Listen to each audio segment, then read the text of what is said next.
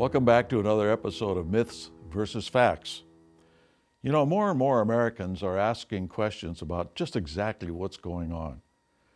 They're beginning to see that there may be an agenda to what they see, where the United States is heading more and more towards a socialist state, and that socialist state being simply a cog in a one world government.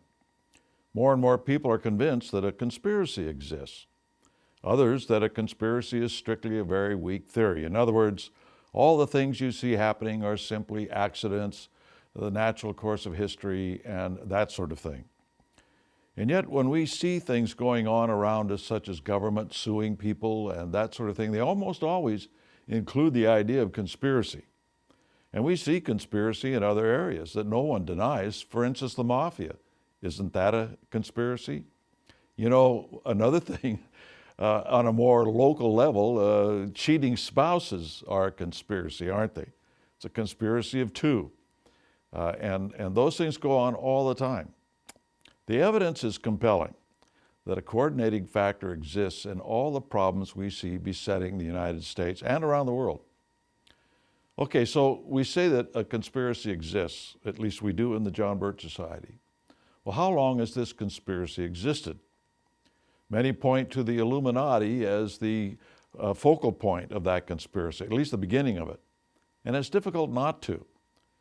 The Illuminati's existence is a fact. You cannot refute that. Now, we can't go into detail what's contained in our book on this video series, but in the Victor Go the Myths and Monuments, we go into a lot of extensive detail on the Illuminati. One of the things that was written very early on about the Illuminati was by John Robeson. Adam Weishaupt, the founder of the Illuminati, tried to recruit Robeson into the Illuminati and carry it back into England. And he wrote a book called Proofs of a Conspiracy. And that book is well known. We carry it here in the John Birch Society. We reprinted it from its 1798 edition. There's another book, too, written by Abbé Barruel, who was a Frenchman. The title of it was Memoirs Illustrating the History of Jacobinism. As a matter of fact, I have the 4-volume history of this book as it was originally published. We just recently acquired these due to the gift of one of our members. And it's in remarkable condition. It was originally published in 1795. And it's, 1797, same year as Robeson's book. And it's again, the memoirs illustrating the history of Jacobinism, and it's translated from the French into English and was published in England.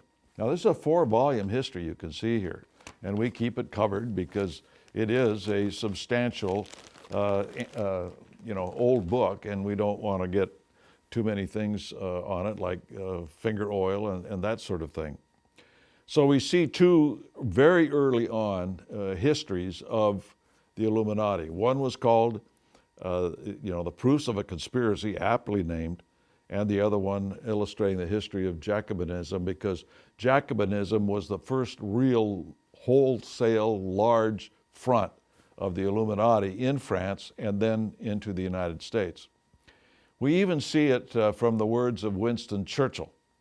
And he wrote an article many years ago in 1920, and part of that article said this, quote, "From the days of Spartacus Weishaupt, who founded the secret order of the Illuminati on May 1st, 1776, to those of Karl Marx, this worldwide conspiracy for the overthrow of civilization and for the reconstruction of society on the basis of arrested development, of envious malevolence and impossible equality has been steadily growing. It played a definitely recognizable role in the tragedy of the French Revolution. It has been the mainstream of every subversive movement during the 19th century." So we see from the words of Winston Churchill that the Illuminati played a role in the French Revolution and in every revolutionary organization in the 18th century. communism, socialism, anarchism, etc., etc. Also, Leon Trotsky, who was a very important individual in Bolshevik Russia. He was the second in command, basically, after Lenin. But when Lenin died, Trotsky and Stalin, they started to vie for the leadership of the Bolshevik Russia. Ultimately, Leon Trotsky had to leave and move to Mexico. There, he was finally murdered by an agent of Stalin to eliminate him from any idea of taking over the worldwide communist movement. Stalin wanted that for himself. At any rate, in his book, My Life, Trotsky said this, quote, "The Illuminati, who were the forerunners of revolution, on its left, it culminated in the Carbonari." Now keep that in mind as we go forward, that the Illuminati culminated on the left in the Carbonari. Now we don't know who's on the right or whatever faction of the Illuminati, but we do know that according to Leon Trotsky, a worldwide communist leader, the Illuminati on the left culminated in the Carbonari. We're going to talk about that. It's a very important organization in the future segments because it played a very large role in the United States.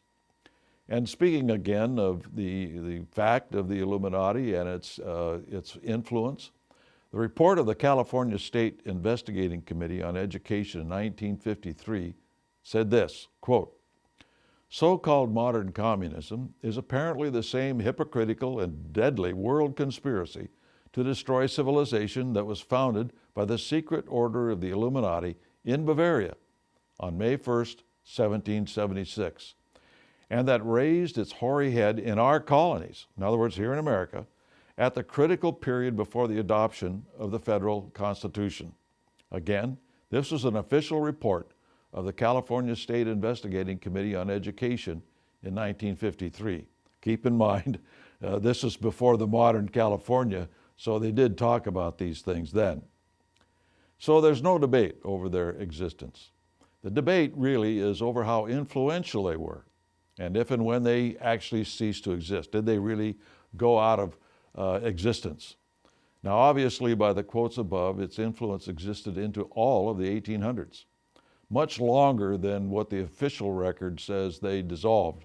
And the book, To the Victor Go the Myths and Monuments, documents that it did indeed last well past 1800. All of the movements, according to Churchill, sprang from the Illuminati, and these movements have lasted in the 20th and 21st centuries. If communism was part of it in the 18th and 19th centuries, then obviously it would be in the 20th and 21st centuries. The main tenets of the Illuminati, without getting into too much detail at this moment, is it all boils down into two main tenets. They're anti-God, and they stand for a one world government. Everything they do moves towards those two goals. They may zig and zag, they may fight amongst each other for ascendancy of the leadership of the movement. They may even argue over just exactly how to accomplish these things, but they never deviate from these two tenets. They're anti-God, and they stand for a one world government, which they will rule. Now, their membership spread all over Germany and into adjacent countries. And into next week, we're going to get into the various aspects of the plan of the Illuminati in their war against God and existing societies.